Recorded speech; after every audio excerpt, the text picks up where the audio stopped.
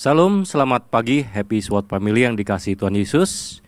Berjumpa kembali dalam renungan harian GSJ SWAT pagi ini.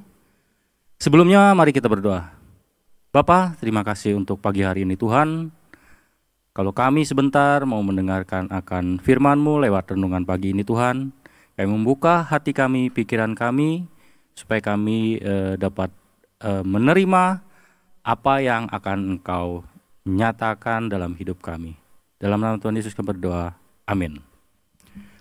Pada renungan kali ini saya akan membawakan dengan judul merasakan kehadiran Roh Kudus. Salah satu ayat diambil dari Yohanes 14 ayat 26 yang berbunyi demikian.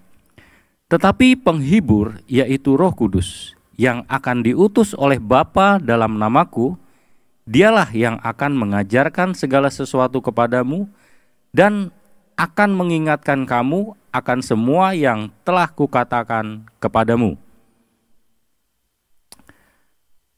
Bagaimana kita merasakan kehadiran Roh Kudus? Kita tahu ya bahwa pada saat seseorang menerima Yesus sebagai Tuhan dan Juru Selamatnya, pastinya Roh Kudus itu ada di dalam diri orang itu gitu. Ini dinyatakan dalam 1 Korintus 12 ayat 3 yang menyatakan bahwa tidak ada seorang pun yang dapat mengaku Yesus adalah Tuhan selain oleh Roh Kudus. Roh Kudus diam di diri orang percaya, tapi bukan hanya diam, dia juga aktif bekerja gitu, mengarahkan, menuntun kita kepada kebenaran, yaitu melakukan kehendak Bapa gitu. 3 peristiwa yang saya rasakan gitu ya mengenai kehadiran Roh Kudus. Yang pertama adalah ketika saya itu berbuat hal yang tidak Allah sukai atau tidak Allah inginkan gitu ya. Jadi Roh Kudus itu mengingatkan kita sehingga saya itu merasa bersalah gitu ya. Terus tidak ada damai sejahtera, gelisah, khawatir gitu ya. Kemudian ketika mendengarkan firman juga saya merasa kosong, nggak dapat apa-apa gitu. Yang kedua itu ketika saya itu tidak tahu harus berbuat apa. Jadi serasa tidak ada jalan buntu gitu ya, bingung harus ngapain gitu. Nah di sini Roh Kudus itu membuka jalan dengan orang lain yang membantu memberikan solusi gitu ya.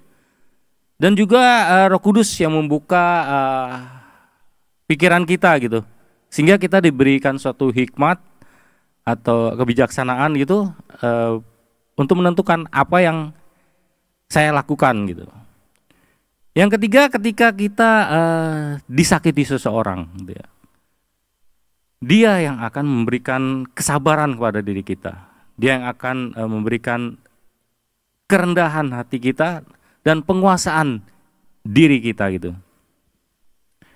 Dan itu 3 hal yang saya rasakan ya. Tentunya setiap orang tuh dapat mengungkapkan berbagai rasa lah ya. Bagaimana merasakan kehadiran Roh Kudus itu dalam kehidupan masing-masing gitu. Sebagaimana yang dikhotbahkan oleh Bapak Gembala, peran Roh Kudus dalam hidup kita sebagai orang percaya, Roh Kudus itu dapat berperan sebagai penolong gitu ya, yang membantu kita saat kita tidak tahu harus berbuat apa gitu. Roh Kudus sebagai penghibur di saat kita merasa sedih, tidak berdaya gitu, merasa sendirian gitu ya. Sebagai pembimbing saat kita membutuhkan arahan atau petunjuk jalan mana yang harus kita lakukan gitu.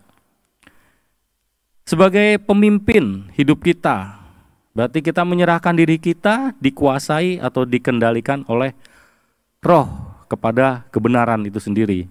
Sebagai pengajar yang memberikan pengetahuan dan pengertian akan hal-hal yang tidak kita tahu atau yang tidak kita mengerti gitu. Dan mengingatkan kita, tentu saja mengingatkan kepada firman Tuhan. Dalam Galatia 5 ayat 16, hiduplah oleh Roh, maka kamu tidak menuruti keinginan daging.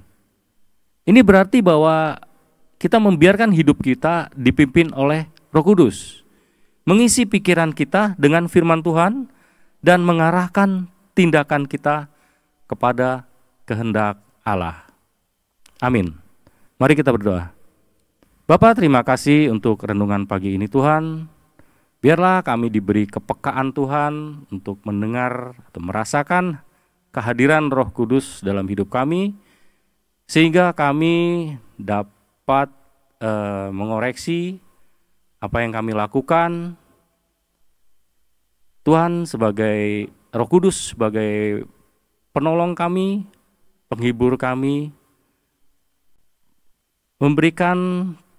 memperingati kami supaya kami kembali kepada jalan Tuhan, kepada kehendak Tuhan. Terima kasih Bapa. Hanya di dalam nama Tuhan Yesus kami berdoa. Amin. Terima kasih, Tuhan Yesus memberkati.